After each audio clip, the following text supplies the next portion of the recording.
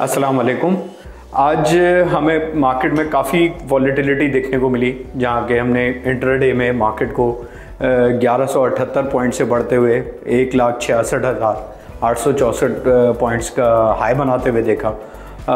उसके बरक्स मजमूई तौर पर बाज़ार 1241 पॉइंट से घटकर 1,64,444 पॉइंट्स पर बंद हुई। आज का दिन मार्केट पार्टिसिपेंट्स के लिए तारीखी इस हिसाब से था कि KSE 100 में मजमूई तौर पर जो सरमायाकारी हुई, जो वॉल्यूम जनरेट हुआ, वो तकरीबन 1.39 बिलियन का था, जो 2 दिहाइयों का हाईएस्ट वॉल्यूम है हमें देखने को मिला। लेकिन ट्रेडेड वैल्यू जो थी वो तकरीबन 50.58 अरब की हमें देखने को मिली। इसमें एक इम्पॉर्टेंट बात यह है कि ज़्यादातर जो एक्टिविटी थी आज वो 30 ईयर और पेनी स्टॉक्स में हमें देखने को मिली, जो एक इमेज ये देते हैं कि काफ़ी हाई वॉल्यूम देखने को मिला।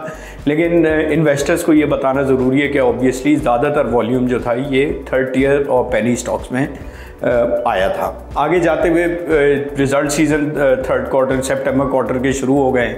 UBL जो एक इम्पॉर्टेंट एक बड़ा बैंक है, उसके रिज़ल्ट्स ऑलरेडी आ चुके हैं।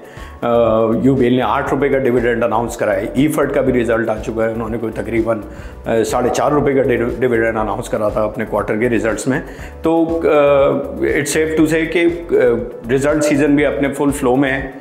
इम्पॉर्टेंट बात ये यहाँ पर ये करने की है कि 170 का हाई बनाकर मार्केट ने एक हेल्दी करेक्शन ली थी, 1,58,000 के लेवल तक आ गई थी, और अभी भी हमें इन लेवल्स पे भी जो है प्रॉफिट टेकिंग देखने को मिल रही है और वॉलेटिलिटी इन लेवल्स पे काफ़ी हाई हो चुकी है। चंद अहम खबरों का अगर मुलाहिजा किया जाए तो सबसे अहम खबर तो यही है कि IMF से स्टाफ लेवल एग्रीमेंट हमारा साइन हो गया है, कोई तकरीबन $1.2 बिलियन की ट्रांच का, और उसमें उन्होंने जो हमारे यहाँ फ्लड्स की सूरत हाल को देखते हुए GDP की ग्रोथ को रिवाइज डाउन करा है 3.25 से लेकर 3.5% तक के बीच में FY26 की ग्रोथ प्रोजेक्ट कर रही है IMF।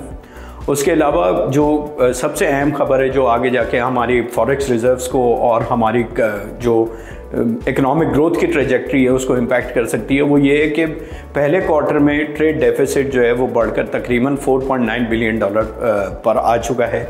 इसमें अहम बात यह है देखने की कि एक्सपोर्ट जो हैं पिछले साल के हिसाब से कोई 3.88% से 8% से गिरकर $7.6 बिलियन पर आ चुकी हैं, और इम्पोर्ट्स जो हैं तकरीबन पिछले साल सेम पीरियड से 13.9% से बढ़कर $17 अरब की फिगर तक आ चुकी हैं। इम्पॉर्टेंट इसमें बात ये है नोट करने की कि ये ऑब्वियसली जैसे जो हमने पिछले अपने साइकिल्स में देखा है कि जैसे इकॉनमी स्टेबलाइज होती है और हम जैसी ग्रोथ ट्रेजेक्ट्री पर आगे जाने लगते हैं तो एक करंट अकाउंट का डेफिसिट जो हमारा उसी के साथ ही बढ़ना शुरू हो जाता है।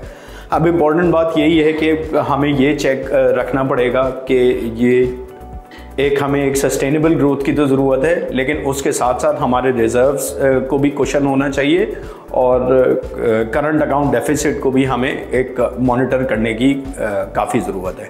आखिर में जाते हुए बिल्कुल अपने इन्वेस्टर्स को और ऑडियंस को यही बताते हुए आएंगे कि मार्केट में अभी भी वैल्यूएशंस काफ़ी जगह रखती हैं। हालांकि यहाँ पर क्योंकि पिछले 2 साल में मार्केट ने इतना अच्छा रनअप दे दिया है तो यहाँ पर प्रॉफिट टेकिंग और थोड़ी करेक्शन और वॉलेटिलिटी रूल आउट नहीं की जा सकती है।